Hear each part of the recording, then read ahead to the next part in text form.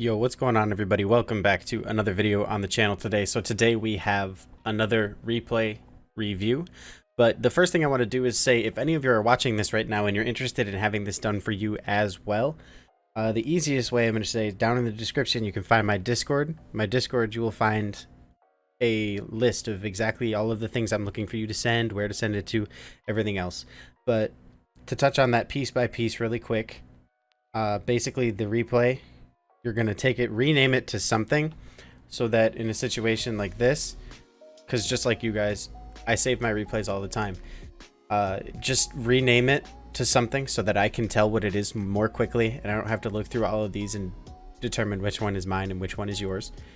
Once you've renamed it, drag it into an email, send it to exodusrlreplays@gmail.com. And be sure in that email to somewhere tell me your username so I know which player is you. Your rank at the time so that I can know it. If you want to include the game mode, that would be good just so that I can see it in the email. And then also any particular things you'd like me to focus on or whatever else. So now that that spiel is over, let's hop into this replay analysis. Alright, so this replay analysis is for Kissa. Champ 2 3v3 match. Basically he was saying what is the biggest bottleneck in his game, like what is the biggest thing that's holding him back that will give him the most increase if I was to tell him to work on that specifically. Without even seeing anything, I'm gonna say it's probably boost collection and pace of play, but we'll see about that. And then becoming a better teammate, specific things to disrupt teammates that you might be doing, I'll keep an eye out for. And then what are you doing that's helping the team as well? And, you know, anything else that just might catch my eye, I will point out for you as well. So let's go.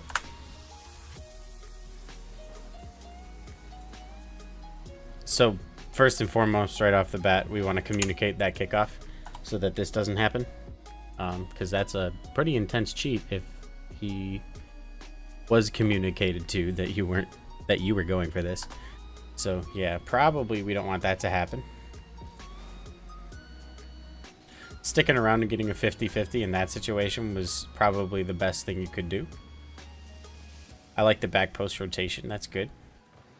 You allow your teammate to pressure it, which is good as well.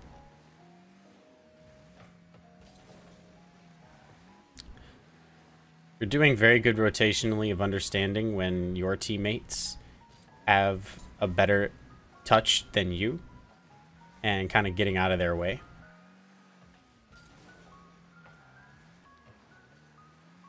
It's a little bit of a weak shot from your opponent, or your teammate I mean, but you do very good not to crash in on this because now both of your teammates are in the goal. So if you had gone for that and gotten beaten, it would have been really bad.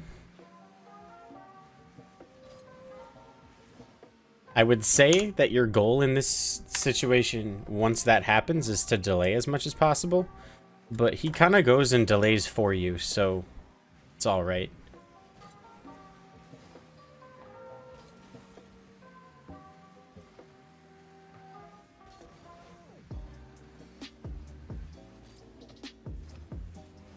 Nice. Good, I mean, you probably jumped a little bit earlier than you needed to, but that might have thrown off an opponent as well as to where you were shooting or whatever else. Overall, not bad.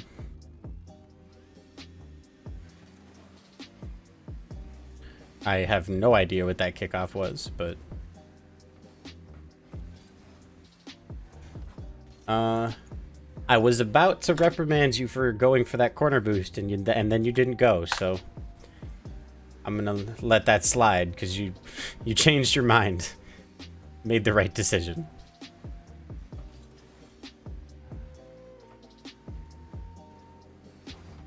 There, I would say you could play this faster. I know your teammates are both middle, but you have an opportunity to beat even just Spirit if you know you saw him or whatever. You have an opportunity to even beat him and put this off the corner, and you're taking two of them out of the game. So even though your two teammates are not in a very good position, you would be beating two of them. So I mean, it still ended up pretty positive, but I would have played it faster. There, I don't think your teammate is ready to react to that. And I wouldn't be turning off ball cam, because that's kind of almost directly coming to you. So, given your positioning, you straighten yourself out well.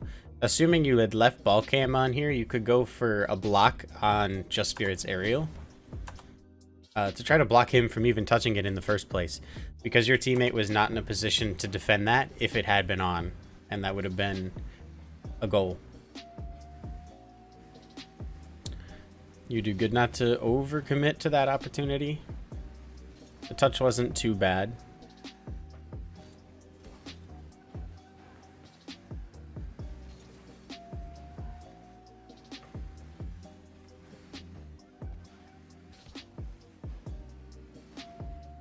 Oh, that's very unfortunate.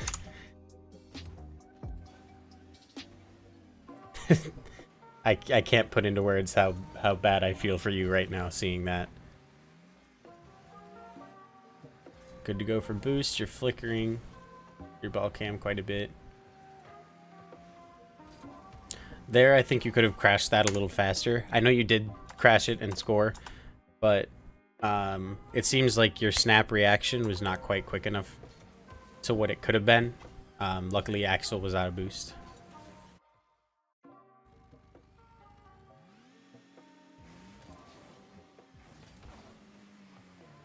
Not a bad kickoff. Under no circumstances should you touch that. Keep in mind you've got two teammates who, I know one of them just missed, but if you can see this much of the field, what you see right now, and you don't see your other teammate, it's a pretty good chance that he is going to go for this. And you don't have any boost and you're facing the wrong direction. So I would recommend getting as far away from this as possible instead of touching it. And as you can see, your teammate was going for it, so not the best touch. I don't know how they scored. I don't really care, but yeah. You personally, I wouldn't recommend making that touch. Good block from your teammate. The aerial, I think personally, I wouldn't have prioritized that that side boost grab quite so much. If you think about it, you got 33 boost right now. You use all 33 of it to get this one. And then by the time you jump, you are down to 60. So if instead of that whole detour, if imagine you didn't use boost, you just, I mean, maybe a little bit, you'd flip and grab the pad in front of Mickey Mouse. And then, so instead of the path you're going on right now, you would go this way, then take this pad, and then come in here. Now you have 60 boosts, and your midfield, like, now, you're waiting around almost for this ball instead. And you can come at it from a straighter point of view instead of being over here where you are. Because you are, I mean, you're facing that way, and you're going to try to shoot it. But if you had taken that boost line in, you'd have roughly the same amount of boost, and you would be more square to the net. So that boost grab I would recommend not going for in the future. Think about how you can utilize flips and small boost pads in place of grabbing whole boosts.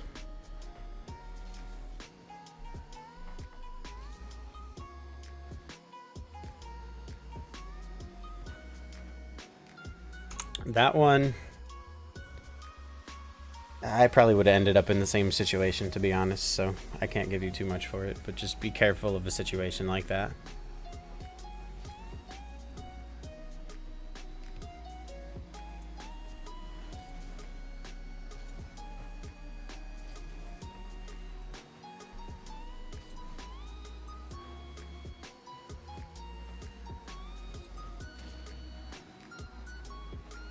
It's a good fake challenge. That's a really bad situation. Unfortunate. Got out of it though.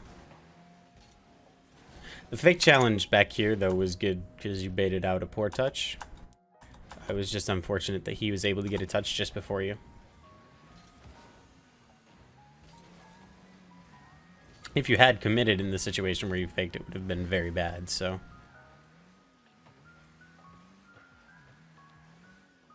Here, I'm not a big fan of your positioning here. Again, you're coming out really wide for the sheer purpose of getting boost.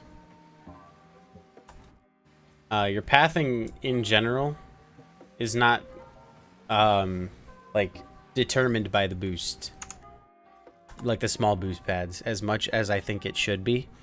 Like, you could find a creative path, like probably stop right here and start taking this the line of boost pads like here, and then by the time that bounces or 50s in, you know, you stick around more in the middle, picking up pads instead of going out wide, and then you'll be in a position where, you know, you grabbed a couple pads, now you're here.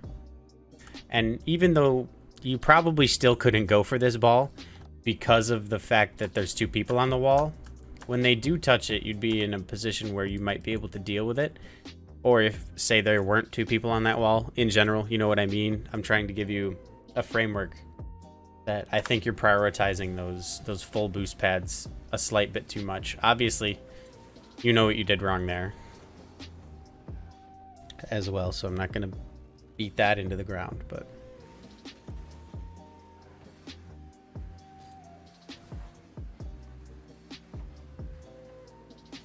So, I'm going to point it out because I've seen it all game, and you did say, like, biggest bottleneck in your game, what might it be, right? If I had to hypothesize what I feel it is, just comparing this to how I feel when I play, is your movement off of the ball is not fast. You almost never have trails. If you watch High Champ 3, Grand Champ, Pro Play, whatever, you'll see they all have trails all the time. They are always supersonic all the time. Flipping, boosting, whatever you need to do to manage your boost, but moving very quickly, keeping momentum. Momentum makes it easier to get up for things. It makes it easier to be there sooner to whatever challenge you need to get to or whatever else. So work on keeping your pace of play, your and momentum in general at a higher level. And the more you get comfortable with that, the more you figure out how to time your challenges to keep momentum and also challenge properly, the better you will get.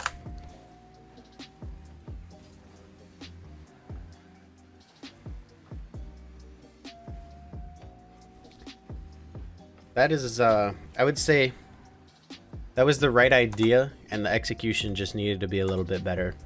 It looked like you were trying to catch that. If you had caught it, it would have been perfect, but, you know, like I said, the right idea is there. A good reactive save. Your positioning was smart because of the teammates on the wall.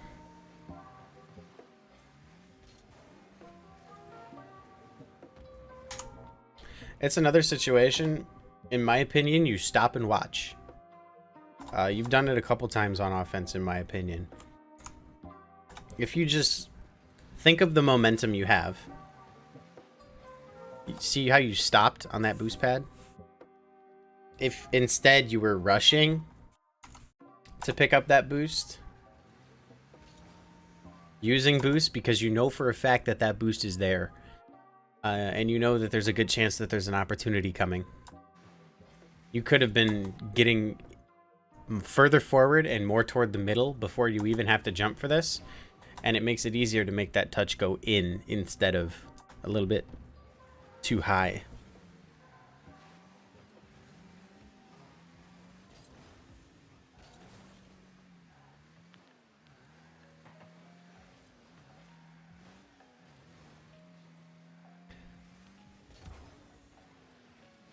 It's a pretty decent read on that.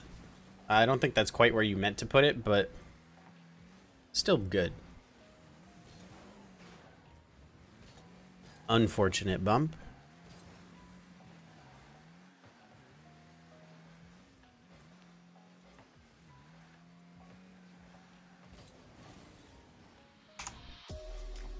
And in my opinion, you're just going for big boost pads like way too much. You're using a lot of boosts, not really going anywhere in general.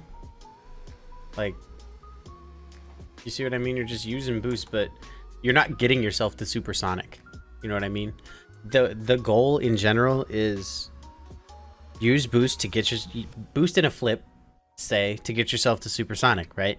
And then the only time you use boost past that is to keep yourself at supersonic when you turn or something else, you know. So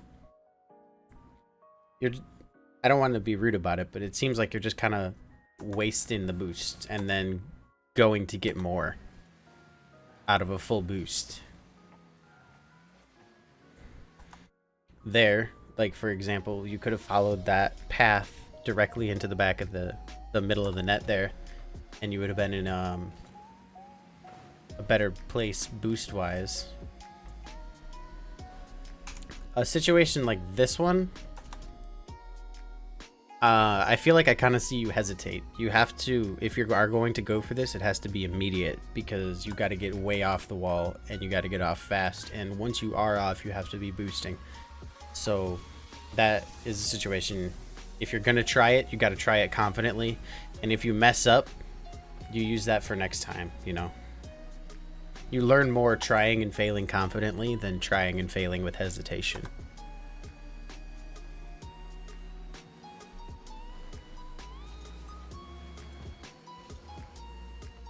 And it's over. So one other thing I'm gonna say is, I don't know, you might have been playing differently because this was a kind of a comfortable win. You know, you got out ahead early and you might have, you know, taken more defensive. I'm going to be back. I'm not going to try quite so hard or whatever else. So, you know, if I see some more gameplay from you moving forward again, we might get a little bit better of an idea. But I would say the biggest thing to work on, based on this one game that I've seen, would be your off the ball pace of play and your natural pathing over small boost pads instead of going for big boost pads so much. In general, your rotation seemed very strong. For the most part, you didn't mess up your teammates at all, or very little. And yeah, I mean, and as far as what you're doing that's helping the team, you're rotating very well. You are getting good clears or good touches in general when you're going for the ball for the most part. But again, like some of those times in offense, you went for a boost and kind of waited over there instead of getting middle for the opportunity. See what I mean? So like reading the game and where the game is going to go and where you need to be because of where it's going. I feel like I'm just talking in a circle about that, but hopefully that makes some sense to you, and hopefully it helps you out. Anyway, I will see you all in the next video. Peace.